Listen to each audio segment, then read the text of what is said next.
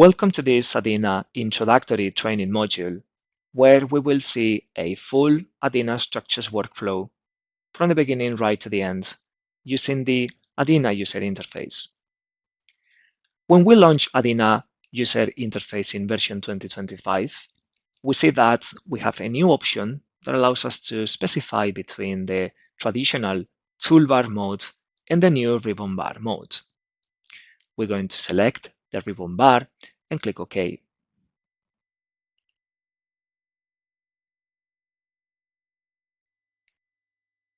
While the ADINA user interface opens, we can see that the new search utility tool is automatically popping up as well.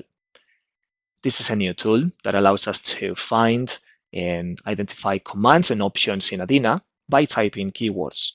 For instance, if I type fixity and then I click on the option that I'm interested in this case, the Apply Fixity on Node dialogs has automatically shown up. I can close the command search utility and we can open it again by pressing on the F1 button on the keyboard. Before we start with analysis, we're going to make sure that we are working under the ADINA Structures Program module and the Statistics Analysis type. We're going to navigate to Control, Degrees of Freedom. We're going to make sure that we have all 6 degrees of freedom active. And under kinematics, we're going to change to large displacements and rotations. We are now ready to start modeling, so we're going to navigate to the geometry menu. We're going to click on Define Points. We're going to have 6 points with coordinates 0, 0, 1, 0, 1, 1, 0, 1. And we're going to repeat the last 2 points, but we're going to give them a Z coordinate as well. So these are my 6 points that I now have defined. We're going to define surfaces by those points. We have the vertex option, allows us to define surfaces by points. Select those 4 points, save and add surface number 2. Click on the P button and repeat the operation with these 4 points. We click OK, and we have 2 surfaces selected. If I go to the View menu, Shaded, we can see the surfaces in a shaded view. Right. So the next thing that I'm going to do is define supports and loads. So we're going to navigate to the Model menu. We're going to apply some fixities, but before applying those fixities, we need to define some pin supports. So we're going to define, we're going to add a new support type. We're going to call pins, and we're going to fix only the translational degrees of freedom. We click OK. And then we make sure that we have the pin fixity selected. We double click on the blue field, and we're going to select those 4 points. Right click and finish, and OK. So we can see that those 4 points are now pinned, are the constraint. Right, next we're going to define some loading, but before we do that, we're going to create some time steps and time functions. So we will apply our load in 10 increments of 0.1 magnitude each to give us a total solution time of 1. We click OK. And we're going to define a time function that is going to be a ramp. So at time 0, the value of the function is going to be 0. At time 1, the value of the function is going to be 1. So we are ramping up the load in 10 increments of 0.1 each. Click OK. And now we navigate to model. We're going to apply some loads. It's going to be a force type load. We want to apply a load of, for instance, 1000 in the global y direction in this case. So the vector is 0, 1, 0. We double click on the blue field for points, select those 2 points, right click and finish. And we make sure that we have our runtime function that we have just defined. We apply and we click OK. Right, so next we would like to mesh these surfaces. Before we do that, we're going to create a material property that we're going to apply. We're going to start by defining an elastic isotropic material model. We're going to add a new material. We're going to add a steel description, a Young's modulus of 210 E9, Poisson's ratio of 0.3, density of 7550, and we don't need a thermal expansion coefficient in this case. Close. Now we're going to navigate to the meshing tab, and we're going to create our shell element group. So we're going to add a new shell element group type. We can call this steel plates, for instance. The default material is 1, the material that we have just defined, our steel, and the thickness is going to be 5 millimeters. We're going to click OK. And now we want to apply that element group to our two surfaces. So the first thing that I'm going to do, under the meshing menu, we're going to define a mesh density for those surfaces that we can control either using line or surface divisions. In this case, I'm going to use lines. I'm going to double click on the blue field and I'm going to select these 3 pairs of surfaces. We're going to make sure that they have 8 divisions each. And we're going to apply a different division to the perpendicular lines. Right click and finish. And we want to have, for instance, 10 divisions. Now we are ready to mesh the surfaces with the shells. So we're going to come to Mesh Surfaces under Create Mesh. We're going to choose the 9 noded shell elements, the MITC9, and we're going to double click on the surface field, select my 2 surfaces, right click and finish, and OK. So that has meshed the surfaces as well. If we navigate to the View menu, we can see we can click on the load plot here as well. We can see the two applied loads and the supports applied to these 4 points as well.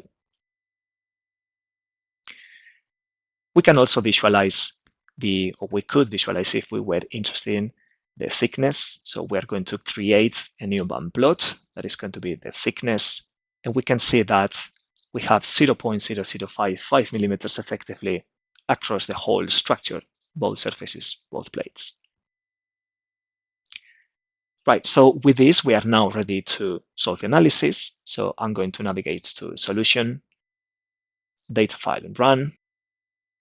We make sure that we have the Run Solution option ticked on. And when we click Save, the ADINA data file will be created and the solution will be run. We will see our time steps of 0.1 running. We click OK, we close, and we close. So with that, we finished all the pre-processing and solution stages. We're now going to move on to the post-processing screen. And we can now load the results by navigating to Home, Open. We choose the portfolio file that we have just created. We see that because we have a white background, if we display the shaded view, or if we change the color of this element group, we may have a better way, or maybe a better way of actually seeing the mesh, the deformed shape. Many of the results that we might be interested in can be found under the Results tab. So we have the ability to plot bands with different result components, whether stress, displacements, strains, forces, moments, and so on.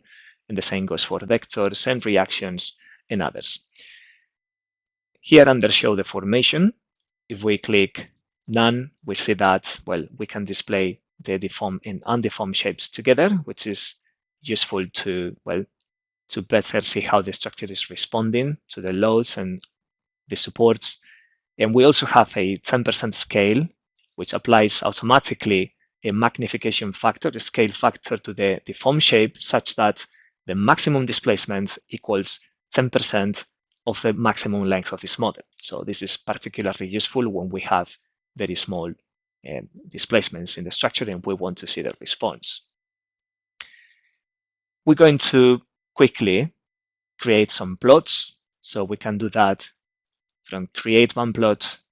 We might be interested, for instance, in the Y displacements. So we click OK. So this is how the structure or the plate is deforming, and we can see that the maximum displacement is 0.3621, showing at the corners where we have the loads applied.